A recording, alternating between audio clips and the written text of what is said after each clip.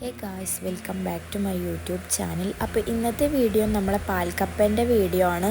അപ്പോൾ നമുക്ക് റെസിപ്പി നോക്കാം. അതിന് വേണ്ടിയിട്ട് ഞാനിവിടെ കപ്പയാണ് എടുത്തിട്ടുള്ളത്. കപ്പ, പൂള എന്നൊക്കെ പറയട്ടോ. നമ്മളെ നാട്ടിലിതിന് പൂള എന്നും പറയും, കപ്പ എന്നും പറയും. കപ്പൻ്റെ തൊലിയൊക്കെ കളഞ്ഞിട്ട് കഴുകി വൃത്തിയാക്കിയിട്ട് ഇങ്ങനെ ചെറിയ കഷ്ണങ്ങളാക്കിയിട്ട് നമുക്ക് കട്ട് ചെയ്ത് കൊടുക്കാം. കപ്പ ചെറിയ ചെറിയ കഷ്ണങ്ങളാക്കിയിട്ട് നമ്മൾ കട്ട് ചെയ്തിട്ടുണ്ട്. ഇനി നമുക്ക് വേവിച്ചെടുക്കാം. കുക്കറിലിട്ടിട്ട് അതിലേക്ക് ആവശ്യത്തിന് വെള്ളം കൂടി ഒഴിച്ചു കൊടുക്കാം. ആവശ്യത്തിന് ഉപ്പും കൂടി ഇട്ട് കൊടുക്കാം.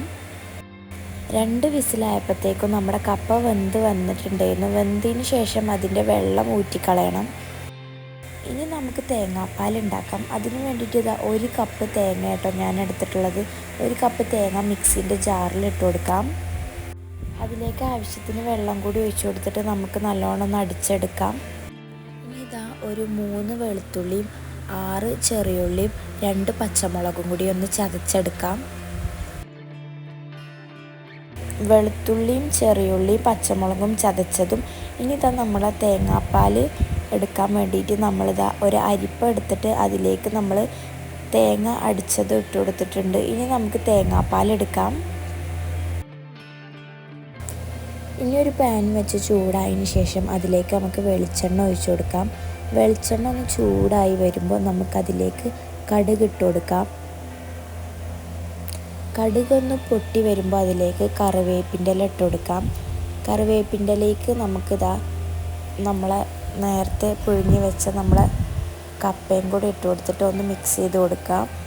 ഇനി അതിലേക്ക് നമ്മൾ ഇഞ്ചിയും വെളുത്തുള്ളിയൊക്കെ ചതച്ചത് അതിട്ട് കൊടുത്തിട്ട് ഒന്ന് മിക്സ് ചെയ്തതിന് ശേഷം നമുക്ക് തേങ്ങാപ്പാൽ അത് ഒഴിച്ചു കൊടുക്കാം.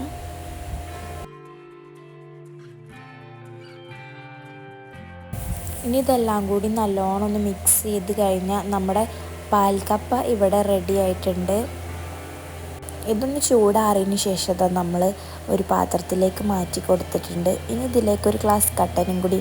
അടിപൊളി ടേസ്റ്റാട്ടോ.